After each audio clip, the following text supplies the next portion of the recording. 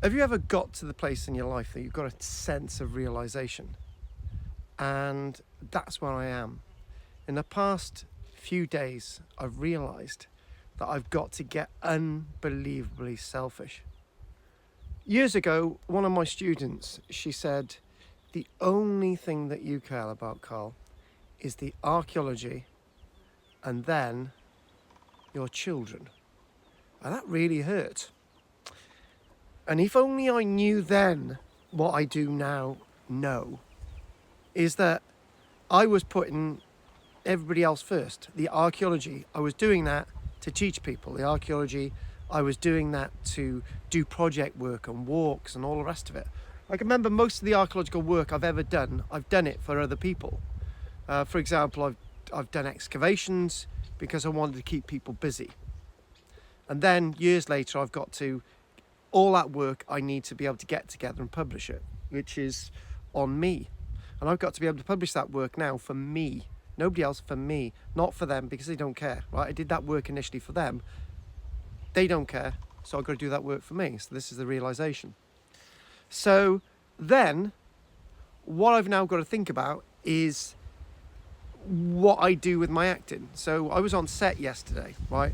And when I was in that moment of the camera, right, with the other actors, when I was there, I in that place, right? I can't tell you what the work was, where it was, or anything like that, because I've signed a contract. But there was a period in history that I was reconstructing, right? And I was fully into it. And when they said a wrap, I just sat at the table for a minute in that moment, and somebody had to come over to me and said, they actually called me James on set, because I can't stand the name Carl. I absolutely hate it, but that's what people call me. That's my name. But my middle name is James. So if you're a friend of mine, just call me James. So anyway, I sat down and I just thought, right, okay, let's get out of this. And then looking back at that, I thought, why are you doing this bit of filming? And I thought, actually, I was doing that for myself, because I was proving to myself that I can act, and I was there. And you know what somebody said to me afterwards? They said, "You got no problems with what you did, because we didn't need to ask you to do anything again or whatever. It was fine." And people said that they loved what I did, so I was really, really happy with that. So that's my acting. So my book writing, I've really started to get into my writing my books the past few days, right? And Rich has been saying, yeah, you know, my co-author, you know, we've been working on this book for so long, right? We need to get it done. And I thought, oh yeah, I need to get it done now. I need to get it done. So I'm going to get the book done, Richard. So I'm going to get the book done, right? Everything that you've done in a book, Richard, is absolutely brilliant. Richard's done a lot of the research, but I've also got to do that book for myself, right? And then that is important. The realization that I've got to do these things for myself. So the farm, right, with all my animals on the farm. Now, for the past 6 months, I've been really worried about, you know, all this nonsense with the local county council, right? And that I shouldn't have buildings to keep my animals, and I shouldn't keep them safe, blah, blah, blah. That's them telling me, right? I shouldn't, I should pull down the building that we've got bats in the roof, right? We've got bats in the roof. This building, we've got bats in the roof, right? Council have told me that we've got to pull it down, right? Council have told me that when the animals can stay here, but the building's got to come down because, you know, it shouldn't be here, right? It's on my land, my agricultural land that I own in an agricultural area. It's an agricultural building, but they want it down, right? But I would be pulling the building down for them.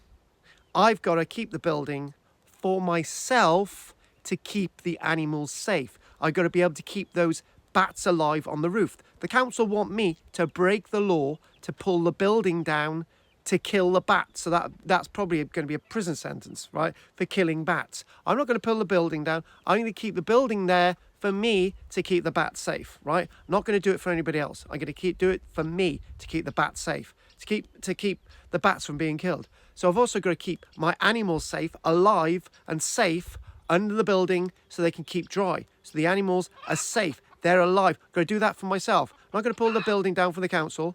The building is going to be here to keep the animals safe, right? And then I've got to keep the grain safe, the hay safe, and all the rest of it.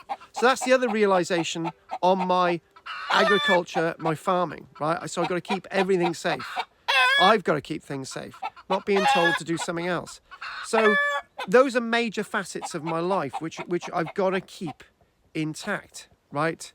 So I've got the 4 A's. I've got archaeology, got to do the archaeology for myself, right? And the archaeological excavation. If anyone wants to come along to the archaeological excavation, come along. But I'm not doing it for you, I'm doing it for myself. So you want to come along to the archaeological excavation, come along, right? You help me, not me helping you, you help me, right? The archaeological excavation is for me, right? I do the archaeological work for me. I teach my archaeology classes for me. So I do an archaeology class, right? So I'm not doing the archaeology classes anymore for anybody else. I'm doing the archaeology classes because I want to do those archaeology classes. I've got to do the YouTube stuff and the TikTok stuff for myself. You're watching this stuff here because I want you to see it, right? I'm doing this for myself, right? So, and obviously my children, I've got to want to see my children for myself, not for them, for myself. I've got to be really incredibly selfish. And then, hopefully, I'll get to where I want to be in life. And I'm slowly getting there. And where I want to be in life is that now I accept I'm going to die, okay? Memento mori. I'm going to die. Everyone dies. But I'm not telling you that you're going to die. I'm going to die, right? Yeah, I'm going to die. Me, I'm going to die. One day, I'm going to die. This is my decision, right? I know that, right? I've accepted that. It's fine. So I've got to do these things for myself, nobody else.